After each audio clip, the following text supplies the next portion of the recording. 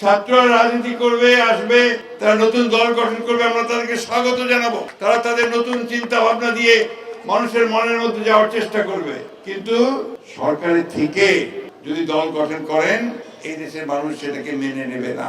BNP মহাসচিব মির্জা ফখরুল ইসলাম আলমগীর বলেছেন, ছাত্ররা দল গঠন করলে স্বাগত জানাই। সরকারের কিছু থাকবেন, আবার কিছু লোক সরকারের সহায়তার দল গঠন করবেন, এটা হতে পারে না। সরকারের লোকজন সংঘাতময় কোনো বক্তব্য দেবেন না। নিরপেক্ষ থেকে নির্বাচন দিতে হবে, আর নয়তো জনগণ মেনে নেবে না।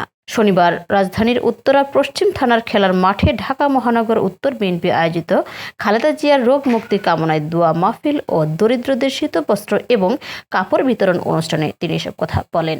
মির্জা ফখরুল বলেন, আমরা এখন দম ছেড়ে নিঃশ্বাস নিতে পারতেছি হাসিনা পালানোর কারণে। দেশে এখন আতঙ্ক নেই।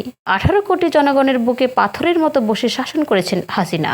শেখ হাসিনা আগেও ষড়যন্ত্র করেছে বলে উল্লেখ করে সবাইকে এই মন্ত্রী বলেন, দেশ থেকে পালিয়ে ভারতে গিয়ে এখনো ভালো হয়নি। ভারতে আশ্রয়ে থেকে দেশ নিয়ে দুষ্টামি করছেন তিনি। হাসিনা অনেক মা বাবার বুক খালি করেছেন। এটা নিয়ে হাসিনার কোনো অনুশোচনা নেই। ন্যূনতম সংস্কার করে দ্রুত নির্বাচন দিতে বর্তমান সরকারকে আহ্বান জানিয়ে বিএনপি মহাসচিব বলেন, পলাতক হাসিনা সরকারের রুগন অর্থনীতির কারণে এখন বাজার দর বৃদ্ধি হয়েছে। দক্ষিণ খানের গুমের শিকার মুন্নার মা বাবার কান্না দেখে আমি নিজেও অসুস্থ হয়ে পড়েছি। পলাতক হাসিনা দেশে আয়নাগর সৃষ্টি করে গুম খুনের রামরাজত্ব কায়েম করেছিল। পলাতক হাসিনা সরকারের উত্তরা এলাকার এমপি হাবিব হাসান এবং খসরু সহ নিরীহ মানুষের জমি, বাড়ি, ঘর, ব্যবসা প্রতিষ্ঠান দখল করেছিল। বিশেষ অতিথির বক্তব্যে ঢাকা মহানগর উত্তর বিএনপির আহ্বায়ক আমিনুল হক বলেন, বিএনপি জনগণের দল, জনগণের পাশে থেকে কাজ করে।